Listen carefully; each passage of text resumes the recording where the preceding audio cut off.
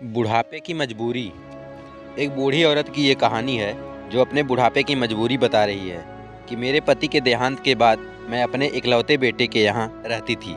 मेरे बहू का एक अलग ही रूप देखने को मुझे मिला, साथ ही बेटे का भी। दोनों के मन में क्या है मैं अच्छे से जानती हूँ। वो चाहते हैं कि मैं वृद्धा आश्रम चली जाऊँ। उनके जाने के बाद मुझे यह सब देखना और सुनना पड़ेगा, इसका मुझे अंदाज़ा भी नहीं था। पर मैं मन मार कर अपने बेटे और बहू की बातें सुनकर भी यहाँ रहती हूँ, क्योंकि मुझे मेरे पोते और पोती दिखाई देते हैं। उनकी झलक पाकर मुझे सुकून मिलता है। मेरी बहू को कोई दिक्कत नहीं हो इसीलिए मैं घर के बाहर रहती हूँ। बेटे ने थोड़ी मेहरबानी की है तो ऊपर टीन की चादर लगवा दी है। समय समय पर थोड़ा राशन दे देता है तो मैं अपना बनाकर खा लेती हूँ। मैंने अपने बेटे को कह दिया है कि मेरी वजह से उन दोनों को कोई प्रॉब्लम नहीं होगी, बस मुझे यही रहने दे, इसी घर में मुझे मर जाने दें। मैं बस यही चाहती हूँ। मैं अपने आप को खुशकिस्मत समझती हूँ कि मेरे बेटे और बहू कम से कम मेरे लिए इतना तो कर रहे हैं। मेरा बेटा सुबह 9 बजे नौकरी पर जाता है और बच्चे भी उसी समय स्कूल जाते हैं। फिर शाम को 6 बजे मेरा बेटा वापस आता है। बच्चे 3 बजे आते हैं। उन्हें आते जाते निकलते देख मुझे बड़ा सुकून मिलता है। मेरे पति के दोस्त थे, उनकी पत्नी का भी स्वर्गवास हो गया है। उस समय पर वो हमारे घर पर आया करते थे। उनसे हमारे अच्छे रिश्ते थे। उनका घर हमारे घर से थोड़ी दूरी पर था। पैरों में समस्या हो गई थी, ठीक से चल भी नहीं पाते थे। वो बड़े दिनों बाद मेरे यहाँ आए। मुझे उन्हें देखकर अच्छा लगा। उनका हाल भी मेरी तरह ही था। बच्चे अब उनसे भी परेशान थे। आकर मेरे पास अपना दुखड़ा रोते थे और उन दिनों को याद करते थे। बुढ़ापा हम जैसों को बहुत रुलाता है। उनकी पत्नी का स्वर्गवास हो गया था और उन्हें चलने उठने में समस्या थी, इसलिए वो तो अपना खाना भी नहीं बना पाते थे।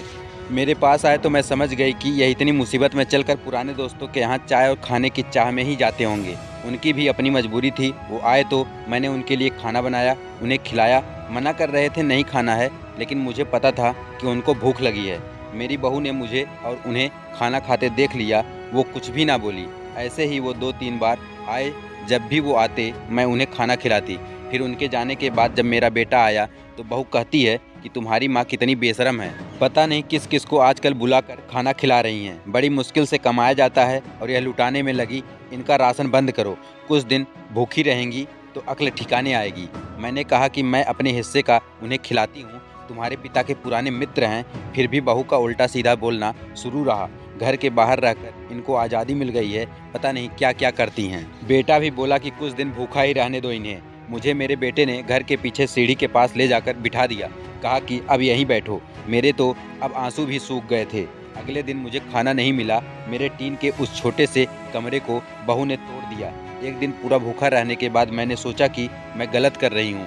मुझे अब अपने बेटे के यहाँ नहीं रहना चाहिए और शायद गलती भी मेरी ही है। मेरी ही परवरिश में कोई कमी रही है, तभी तो यह परिणाम आया। अगली सुबह मैंने अपने बेटे को कहा कि मुझे वृद्धाश्रम छोड़ा। अब मैं तुम दोनों को ज़्यादा परेशान नहीं करना चाहती। बहू ने कहा कि एक दिन भूखी रही तो अक्ल ठिकाने आ गई ना। बेटे के चेहरे पर भी अजीब सी खुशी थी।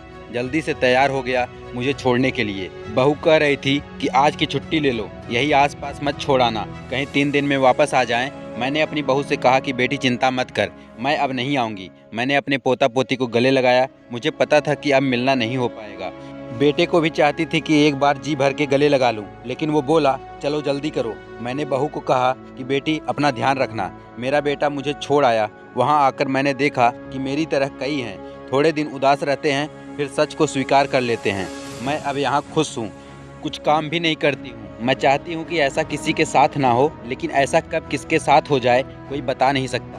लेकिन माँ बाप को ऐसे समय के लिए भी तैयार रहना चाहिए। बस बच्चों को पाल कर बड़ा कर दो, उनसे कुछ उम्मीद मत रखो। तो दोस्तों, यह कहानी आप लोगों को कैसी लगी हमें कमेंट करके जरूर बताएं और भी ऐसे रोचक कहानियों के लिए हमारे चैनल को जरूर सब्सक्राइब कर लें। धन्यवाद।